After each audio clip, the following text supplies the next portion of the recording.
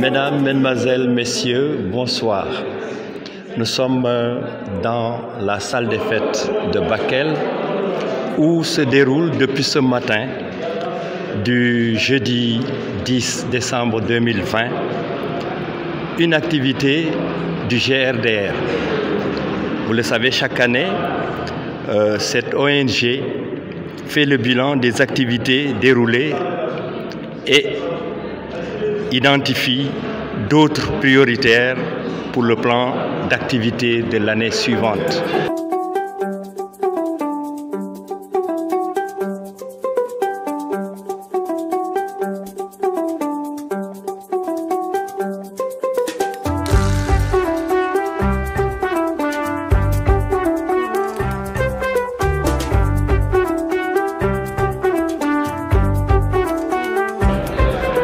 Asalaamaaleykum, maa ngi dellu di nuyuwaat la population de Bakel. Effectivement tey dañoo ñëw salle de fête de la mairie et tase fekk GRDR pour benn rencontre bu am solo rencontre de restitution la maanaam GRDR année 2019-2020 dafa amoon budget boo xam ne bi dañoo tase woon fii ci même lieu définiroon sunuy priorité li ñu bëggoon ñu liggéeyal ñu ko ci année 2019-2020 léegi nag liggéey bi dem ba ca cat la ñu waat ñu leen ñëw leen ñu wax leen la ngeen ñu waxoon ñu liggéey ko lañ ca def ak lañ ca deful li ci gën a am solo nag mooy wax nañ ñu budget bi liñ ko tëree liñ ci dépensé lépp jàpp nañ ne exécuté nañ ko à 95%.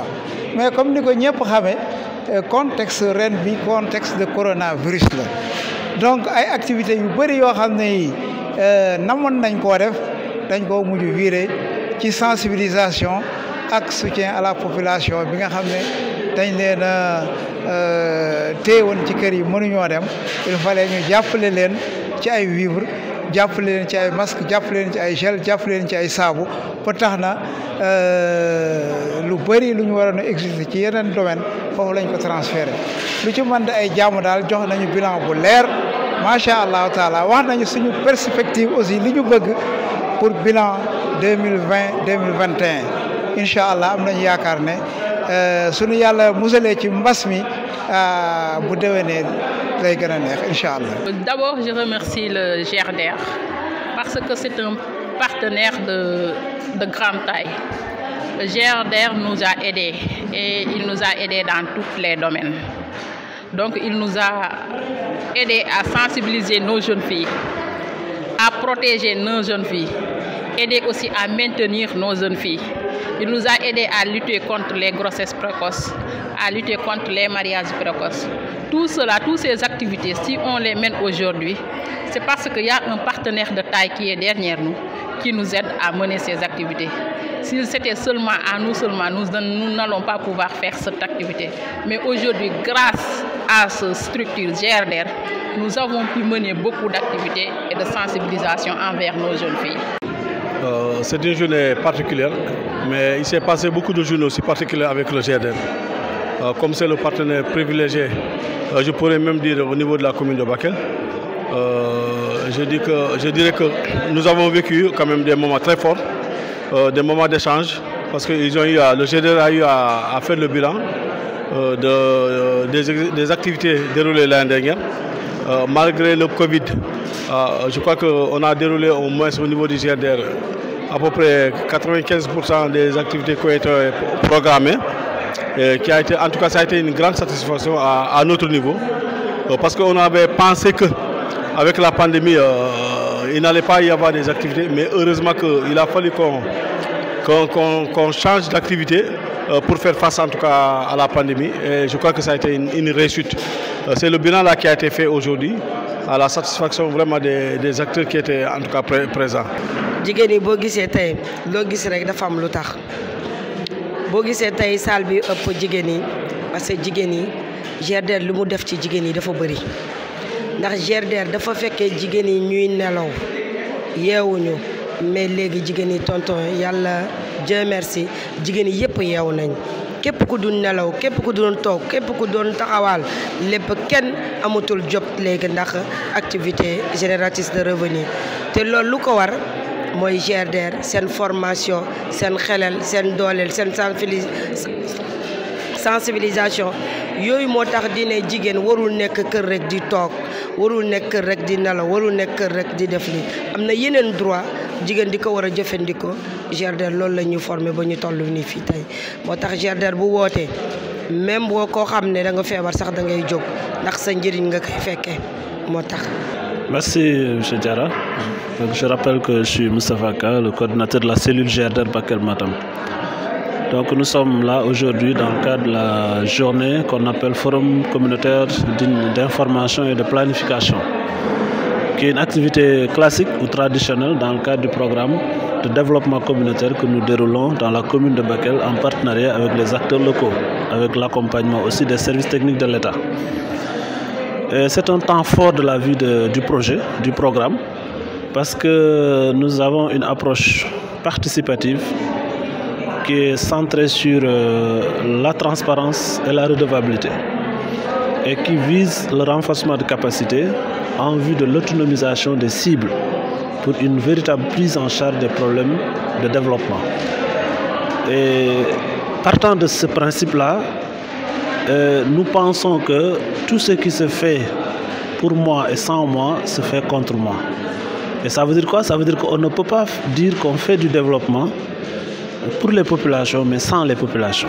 Donc toute approche doit être centrée sur la priorité des cibles, sur la priorité des populations, sur les besoins prioritaires des populations. C'est pourquoi nous avons le devoir d'informer, le devoir de faire un bilan, le devoir de rendre compte. Parce que c'est ça qui garantit la confiance, c'est ça qui garantit la transparence et c'est ça qui motive aussi l'engagement communautaire. Et dans le cadre de l'approche que nous déroulons au GRDR et en partenariat avec Action Aid également, ce principe-là revient au centre des décisions.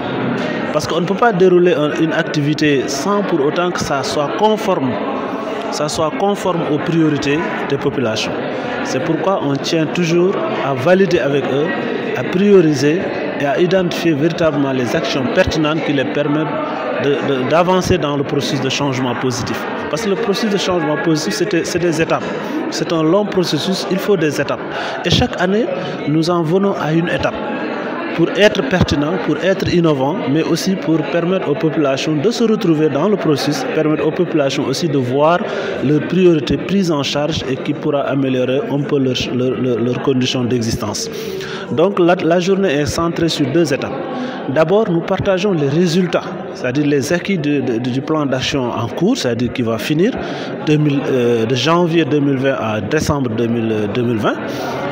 On évalue, on fait le bilan, on échange, on prend les appréciations des populations, les orientations, les recommandations.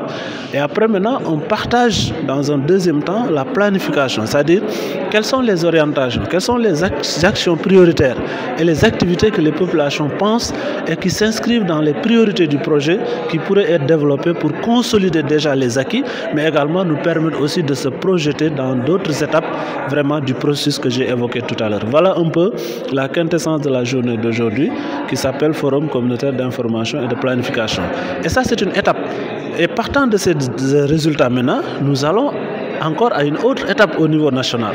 Parce que nous allons prendre tout ça, consolider tout ça, aller maintenant à un atelier national avec le partenaire ActionAid et les autres partenaires locaux qui travaillent avec lui au niveau du Sénégal pour partager ces résultats-là, partager les budgets de 2021, valider les priorités et revenir avec un plan d'action consolidé que nous allons à nouveau partager avec les acteurs et que nous allons dérouler dans la démarche qui est connue. Parce que nous sommes dans une démarche d'accompagnement, dans une démarche d'implication, dans une démarche de renforcement de capacité, dans une démarche d'autonomisation. Et vous avez vu ce qui a été recommandé aujourd'hui, c'est que les acteurs eux-mêmes, ils sont prêts à rendre compte, ils sont prêts à eux-mêmes à faire le bilan. Et ça, c'est gage de confiance, gage de transparence, gage de redevabilité et gage d'autonomisation. Je vous remercie. Une année particulière avec cette pandémie de la Covid-19. Et comment vous avez fait pour vous en sortir? Effectivement, nous avons juste fait de l'adaptation. Parce que le développement, c'est la flexibilité, c'est l'anticipation.